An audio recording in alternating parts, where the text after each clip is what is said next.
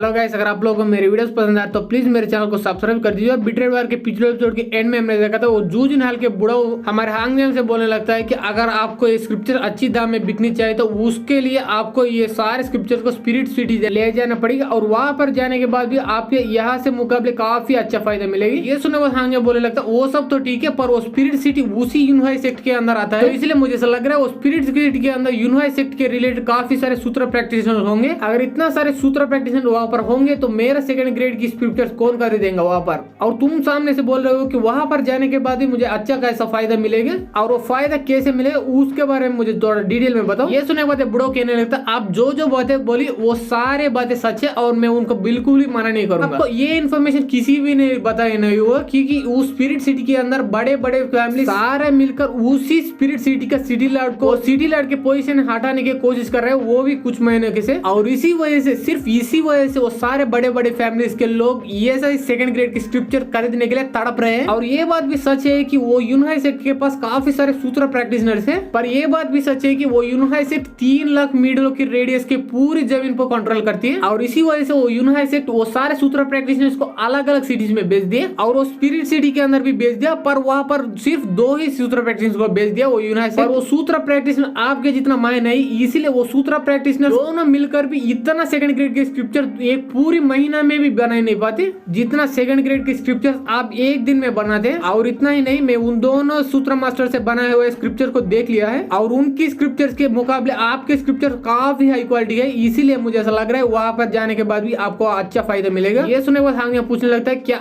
सारे स्क्रिप्चर्स को लेके उस सारे फैमिलीज को बेचने के बारे में बात कर रहे हैं क्या, और वो भी बिना किसी एक्शन के। ये सुने बाद बुढ़ो ने कहने लगता है नहीं नहीं नहीं, आपको ऐसा करने की कोई भी जरूरत नहीं, क्योंकि मैं लिख के बोल सकता हूँ आप ये सारे सेकंड ग्रेड के स्क्रिप्चर को लेके उस स्पिरिट सिटी के ऑक्शन हॉल में जाके वहां पर ऑक्शन में रख दे तो उसके बाद वो सारे फैमिली अपने आप ही आएंगे और ये सारे हाई क्वालिटी के सेकंड ग्रेड स्क्रिप्चर को काफी हाई दाम में लेके जाएंगे। अगर ये सारे स्क्रिप्चर को आप उस ऑक्शन हॉल में नहीं बेचना चाहते तो तब आप वो सारे फैमिलीज के पास जाएंगे और उसके बाद उनसे डायरेक्टली डील करेंगे, उसके बाद आपको कुछ ज्यादा पैसे मिलने का चांसेस है। आप यहाँ पर बिल्कुल भी मुझे मिसअंडरस्टैंड मत कीजिए, क्योंकि मैं सिर्फ आपको आइडिया दे रहा हूँ और फाइनल डिसीजन आपका ही है। ये सुनने बाद हांगनेम सोचने लगता है मुझे भी ऐसा लग रहा है कि अब ये लॉन्ग सिटी के अंदर ये सेकंड ग्रेड के स्क्रिप्चर्स कोई भी नहीं खरीदेगा, क्योंकि पहले मैं काफी सारे सेकंड ग्रेड के स्क्रिप्चर को इसी लॉन्ग सिटी के अंदर बेच चुका हूँ। अगर ऐसी बात है तो मेरे पास और कोई चॉइस ही नहीं बचा वो स्पिरिट सिटी के अंदर जाकर ये सेकंड ग्रेड के स्क्रिप्चर को बेचने के अलावा। और इसे ऐसा सोचता हुआ देखकर ये बुढ़ा फिर से बोलने लगता है कि मैं आपको फिर से ये याद दिलाना चाहता हूँ कि वो स्पिरिट सिटी के अंदर काफी सारे अमीर लोग हैं और वो स्पिरिट सिटी के अंदर काफी सारे अच्छे जड़ी बूटी मिलेगी और कल्टिवेशन रिसोर्सेज भी, और वहाँ पर सब कुछ है जो आपको चाहिए। और मुझे ये उम्मीद है कि एक बार स्पिरिट सिटी के अंदर जाने के बाद आप निराश होकर बिल्कुल भी वापस नहीं आएंगे। अगर आपको इसके बारे में और भी सोचने का समय चाहिए तो मैं 1 और 2 दिन के समय दे सकता हूँ, उसके बाद मैं जाकर वो सारे स्पिरिट सिटी के अंदर के एल्डर से बात करूंगा। ये सुनने के बाद हांगनेम बोलने लगता है मुझे इसके बारे में सोचने के लिए कुछ भी समय नहीं चाहिए, क्योंकि मैं इसके बारे में ऑलरेडी एक डिसीजन ले चुका हूँ और वो डिसीजन ये है कि मैं उस स्पिरिट सिटी के अंदर जाऊंगा, ये सारे सेकंड ग्रेड की स्क्रिप्चर को वहीं पर बेच दूंगा। पर ये दिक्कत की बात है कि मैं वो स्पिरिट सिटी के अंदर कुछ भी नहीं जानता,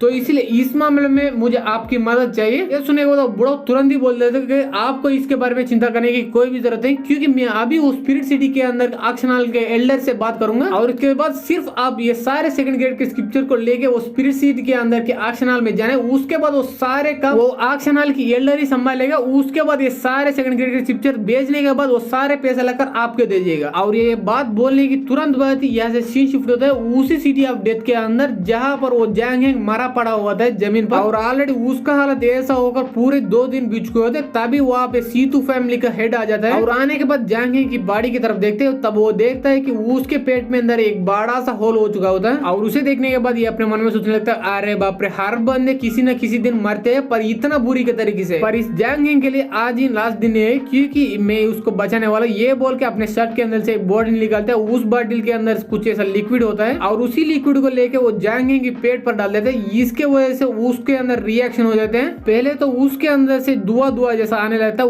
उसके तुरंत बाद ही उसके पेट के अंदर से कुछ जैसा स्किन जैसा कुछ आने लगता है और पूरी होल को भरने लगता है। और उसके तुरंत बाद ही वो जैंग हैंग अपना आंख खोल लेते हैं और उसके बाद ये पूरी तरह से चौंकते हुए बोल रहे हो तो अरे बाप रे, मेरा होल तो पूरी तरह से भर गया और मैं जिंदा हूँ अभी तक। पर कैसे, मैं अभी तक कैसे जिंदा हूँ और मेरा होल पूरी तरह से कैसे ठीक हो गया। ये सुने वो सीतू फैमिली के लीडर बोलने लगता है तुम अभी तक जिंदा बच नहीं पाते, अगर कुछ और घंटे बीत चुके होते, पर अभी के लिए 2 दिन हुए, इसीलिए तू अभी तक जिंदा है इस ग्रेट लुओजिन लिक्विड की वजह से। ये सुनने के बाद बोले लगता है कि ग्रैंडपा उस कमी ने हांगी ने मुझे ऐसा कर दिया, मैं अभी के लिए जिंदा हूँ, पर उसका फायदा ही क्या है, मेरा पूरा कल्टीवेशन ऑलमोस्ट उसने बर्बाद करके रख दिया। तो इसीलिए आप जाकर उस हांगी को अभी मार डालो, उसके बाद उसके हांग पूरी फैमिली को मार डालो। ये सुनने के बाद ये लीडर बोलने लगता है कि सबर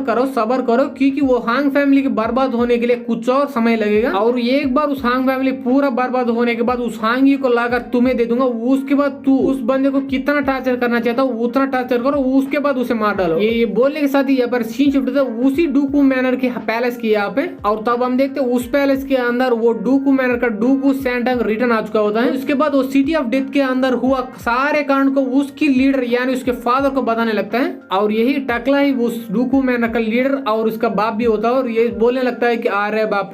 रे अगर तूने सच बोल रहा हो तो उसका मतलब ये है कि वो सीतू जैंग को उस हांगी बंदा मार दिया, और इसका मतलब ये बनता है कि वो हांगी बंदा यंगर जनरेशन की ताकत को ऊपर पहुंच के हमारे ओल्डर जनरेशन की ताकत यहाँ पर पहुंच चुका है, और हम जैसे ओल्डर जनरेशन के बंदों जितना ताकतवर वो बन चुका है, तो इसका मतलब वो आगे जाकर हमसे भी काफी ज्यादा स्ट्रांग बनेगा। ये सुनने के बाद वो सैंटंग आगे बोलने लगता है कि और उतना ही नहीं फादर, मैंने सुना था कि वो हांग फैमिली के यंगर जनरेशन के काफी सारे बंदे आजकल काफी स्ट्रांग बनते ही जा रहे हैं, क्योंकि मैंने ये भी सुना था कि वो हांग फैमिली के अंदर एक सूत्र प्रैक्टिशनर है, और वो ही 2nd ग्रेड के स्क्रिप्चर को वो सारे यंगर जनरेशन के बंदों को देकर उसे ऐसा स्ट्रांग बनाते जा रहे हैं। ये सुनने के बाद टकला बड़ा पूरी तरह से चौंक जाता है और बोलने लगता है अरे बाप रे क्या सूत्र मास्टर, वो भी उस हांग फैमिली के अंदर। ये सुनने के बाद वो सैंटंग बोलने लगता है मैं भी 100% कंफर्म से बिल्कुल भी नहीं बोल सकते, पर मेरा शक ये वो हांग फैमिली के अंदर जरूर एक सूत्र प्रैक्टिशनर होगा, वरना इतना सारे बंदों को इतना तेजी से इतना स्ट्रांग बनाना ऐसा नॉर्मल बात बिल्कुल भी नहीं है। ये सुनने के बाद लीडर बोलने लगता है मुझे भी ऐसे काफी पहले ही आना चाहिए, क्योंकि मैंने ये सुना था कि आजकल वो जू जिनहाल और हांग फैमिली दोनों काफी ज्यादा क्लोज रिलेशन में है, और उतना ही नहीं कुछ दिन पहले से वो जू जिनहाल के यहाँ से काफी सारे कैरेजेस हांग फैमिली यहाँ पर जा रहे हैं, और हमारे ट्रस्टेड जासूस ने ये बोला था कि वो सारे कैरेज के अंदर काफी सारे वेपन्स और हीलिंग मटेरियल्स और कल्टीवेशन के मटेरियल्स है। तभी ये सुनने के बाद ही मुझे डाउट आना चाहिए, पर मुझे बिल्कुल भी डाउट नहीं आया। पर अब मुझे डाउट नहीं बल्कि ऑलमोस्ट मैं कंफर्म हो चुका हूँ वो हांग फैमिली के अंदर एक ना एक तो सूत्र मास्टर है।